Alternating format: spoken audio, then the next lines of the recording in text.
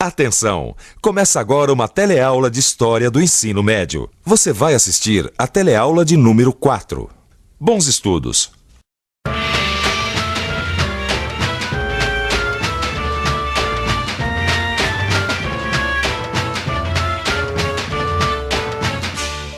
Este aqui é o Museu de Arqueologia e Etnologia da Universidade de São Paulo. Aqui existem vários documentos que falam da história de civilizações antigas, inclusive do Egito. Você conhece alguma coisa sobre o Antigo Egito? Pirâmide. Faraó. Cleópatra. Primeira pirâmide, depois esfinges, faraós. Quase todo mundo, quando a gente fala no Egito, lembra das esfinges, das pirâmides, da Cleópatra. Lembra ao mesmo tempo de um país misterioso e conhecido. Na teleaula de hoje, nós vamos desvendar alguns mistérios do Egito Antigo. De onde vieram os povos que formaram o Egito? Qual a importância do rio Nilo para eles? E o que eles tinham de especial para permanecer até hoje na nossa imaginação? Como viviam, que Deus adoravam? Conheça a história de um rio e de homens e mulheres que adoravam esse rio e que trabalhavam ao seu redor. Um povo tão sério que foi o primeiro a se preocupar com a vida após a morte e tão vaidoso que inventou a maquiagem. Com vocês, o Egito.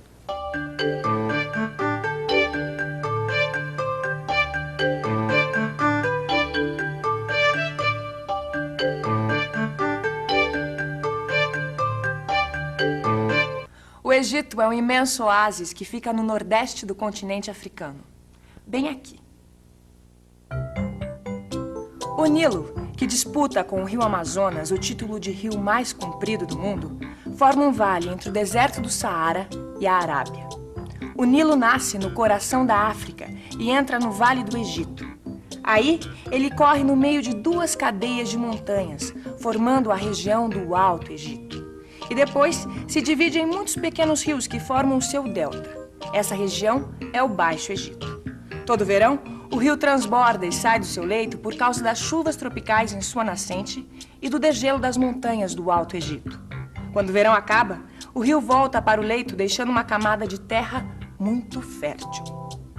Isso faz com que os egípcios possam colher até 2 vezes no mesmo ano.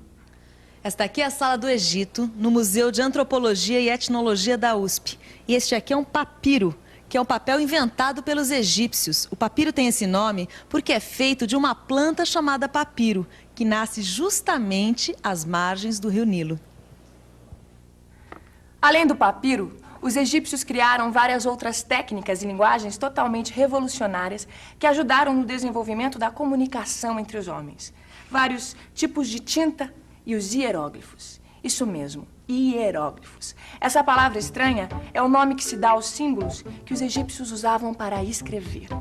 E foi assim que nós ficamos sabendo de uma lenda que explicava a origem das terras férteis. Osíris, o rei Sol, foi assassinado por seu irmão Sete, o rei da escuridão. Ísis, que era ao mesmo tempo irmã e mulher de Osíris, chorou sua morte durante a noite toda e pediu a seu filho, Horus, que vingasse a morte do pai. Depois de uma dura luta, Horus derrotou Sete e Osíris ressuscitou. Osíris era o sol, Sete, a noite. As lágrimas de Ísis são as enchentes do Nilo. E Horus é o amanhecer que traz o sol de volta. Essa lenda é muito antiga, quase tão antiga quanto os primeiros povos que habitaram o Egito. Vamos agora ao Egito Antigo, há 6.000 anos antes de Cristo. É nesta época que um grupo formado por pastores nômades chamados camitas chega ao Vale do Egito. Diante de tanta fartura, passam a adorar o rio Nilo como a um deus. Os camitas deixam a vida nômade de deslocamentos constantes para aproveitar as boas colheitas. Diversos clãs ou famílias se juntam para formar os nomos. Os nomos se tornam principados, onde o príncipe é o nomarca. Ô Gil, nomarca, mas nome de reino é monarca. Mas esses daí governavam os nomos. Ah, tá certo, nomos, nomarca, faz sentido. Agora, por que eles se juntaram nesses nomos? Porque nessa época tinha terra para todo mundo, não tinha? É verdade. Vamos pensar um pouco? Vamos pensar um pouco. Para quem é nômade, é mais fácil viajar em grupos pequenos. Mas quando o grupo chegou às margens do Nilo, se fixou. Para aproveitar melhor a época das enchentes, era preciso construir barragens, represas, canais. E isso é tarefa para muita gente. Um grupo pequeno jamais daria conta. Daí a origem dos nomos. À medida que as colheitas foram aumentando, os nomos se organizaram em 2 reinos. O reino do Alto Egito, representado pela coroa vermelha, e o reino do Baixo Egito, representado pela coroa branca. Finalmente, os 2 reinos se juntaram e formaram o Antigo Reino. Este é o ano 3500 a.C. Menes, um chefe militar, unifica os 2 reinos do Egito. Temos o nosso primeiro faraó. 3000 a.C. O faraó Zézer instala a capital do império em Mênfis. O império se expande. Zézer inicia a construção das pirâmides. Querida filha, genro e netos. Chegamos ao Egito e já fomos ver as pirâmides. E dentro das pirâmides, conhecemos vários túmulos dos faraós. Esses egípcios entendiam de geometria, e isso há quase 5.000 anos atrás. Daqui a gente vê que o Brasil, com seus 500 anos, ainda é um garoto. E a sua mãe e eu estamos nos sentindo 2 brotinhos. É muita história mesmo. Até agora você só viu o período do Antigo Reino, que só terminou com a invasão dos líbios e com as lutas dos militares entre si. Um reino que só voltou a se unificar muitos anos depois. Quantos? Acompanhe na nossa linha do tempo o período do Médio Reino. 2100 a.C. Os faraós fixam a capital na cidade de Tebas. 2040 a.C., os príncipes de Tebas conseguem unificar o reino novamente. Fica restabelecido o poder central do faraó. 1780 a.C., o Egito é invadido pelos Hicsos. Eles vêm da Arábia e não há como resistir aos seus cavalos e armas de ferro. Aqui termina o Médio Reino. Foi só por volta de 1500 a.C. que os egípcios conseguiram expulsar os Hicsos. Nesse momento começou o Império. Durante 4 séculos eles viveram em paz. Ricos e poderosos expandiram suas fronteiras, veja só. Primeiro foram até a Síria, depois até o rio Eufrates, onde hoje fica o Iraque. O Egito submeteu ou transformou em aliados do Império todos os povos do Oriente Médio até o leste da África. Aí começou a decadência, o Baixo Império. O Império foi invadido várias vezes, até que... 525 a.C., o Egito é conquistado pelos persas e perde a independência. A partir daí, o Egito é atacado por todos os lados. Logo depois da conquista pelos persas, que vieram daqui, onde hoje fica o Irã, o Egito foi conquistado por Alexandre Magno. Alexandre veio da Macedônia, que ficava nos Balcãs. E em seguida caiu sob o poder dos romanos, que vieram da atual Itália. Você já viu que o Egito era uma monarquia e que o poder do faraó era absoluto. Os egípcios adoravam o sol, o rio Nilo e o faraó, como se ele fosse o sol fantasiado de gente. Para governar, o faraó contava com os sacerdotes, os funcionários do governo e os escribas. Os escribas eram muito importantes porque controlavam as obras e a produção agrícola. E ainda mais importante, calculavam os impostos. A sociedade egípcia era como uma pirâmide dividida em camadas. Cada camada era chamada de casta. A casta determinava o que a pessoa ia ser desde o nascimento até a morte. O filho do nobre era nobre. O filho do artesão tinha que ser artesão e assim por diante. No topo da pirâmide ficava o faraó. Em seguida, os escribas, os nobres e os altos sacerdotes. Abaixo, os sacerdotes menores, oficiais e comandantes do exército. No quarto patamar, artesãos qualificados. Na base, trabalhadores braçais não qualificados e camponeses.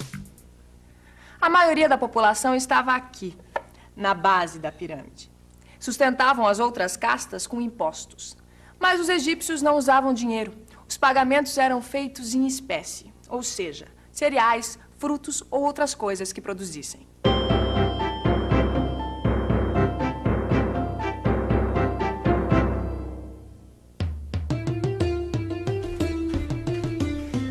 nosso vizinho lavrador acaba de ser requisitado para construir mais uma pirâmide. Mais uma? Mas e as obras de irrigação? Os armazéns para os cereais? Olha, se esse faraó continuar com essa mania de construir grandes obras, logo eu não vou ter como pagar os impostos. Olha, como seu pão de centeio, tome sua cerveja. Graças ao rio Nilo não falta hortaliça nem cereal. E é bom se alimentar bem para continuar trabalhando. E se não pagar seus impostos, vai virar escravo. E se virar escravo, eu me divorcio. Deixa eu voltar pro trabalho aqui, que a irmã do faraó quer usar esse colar na festa da colheita. Eles comiam cereais, como pão de centeio. Tomavam cerveja. Os faraós cobravam impostos para construir pirâmides. Ah, por falar nisso, sabe que eu descobri uma outra coisa? Que vem dessa época a expressão obra faraônica, que a gente usa até hoje em dia. É, mas hoje em dia, quem não paga imposto não vira escravo, né? É, isso é verdade. Agora, tinha outras coisas que os egípcios eram muito avançados. A mulher, por exemplo, podia pedir divórcio. Vamos conversar com o Caíto, que é estudante de história. Oi, queria que você contasse pra gente por que os egípcios se preocupavam tanto em preservar o corpo dos que morriam. Porque eles foram a principal civilização da antiguidade que acreditavam na existência da vida depois da morte. Os egípcios, eles inventaram um jeito de preservar os corpos dos mortos, porque eles eram muito bons de química. Uma civilização e tanto. Porque eles também sabiam cuidar dos vivos. A medicina egípcia era tão avançada que os gregos diziam que eles eram os mais saudáveis de todos os homens. Saudáveis e, eu diria, bonitos. Olhe só essa maquiagem. Maninha, valeu a pena dar duro o ano inteiro para fazer essa viagem. Vou ter 1000 coisas para mostrar para os meus alunos. Os egípcios eram grandes escultores. Veja essa esfinge. E as meninas vão vibrar quando souberem que 5000 anos atrás eles já se maquiavam. Os egípcios adoravam se pintar e pintar os seus mortos. A maquiagem é um hábito popular que permanece até hoje. Que tal então revisar agora o que você aprendeu sobre esse povo? E atenção, se liga aí que é hora da revisão. Na teleaula de hoje, você aprendeu que a civilização egípcia surgiu nas margens férteis do rio Nilo e que os egípcios adoravam o Nilo como a um deus. Acompanhou os vários períodos da história do Egito Antigo, desde o Antigo Reino até o Baixo Império. Conheceu as castas que formavam a sociedade e viu que os egípcios criaram uma cultura original que perdurou durante aproximadamente 3000 anos. A história do Egito Antigo só chegou até nós 8000 anos depois, graças aos registros que eles fizeram. Estudando seu livro, você vai entrar numa corrente de conhecimento que faz com que a história permaneça sempre viva, seja nas ruas, nos museus ou numa peça de maquiagem. Até a próxima teleaula e tchau!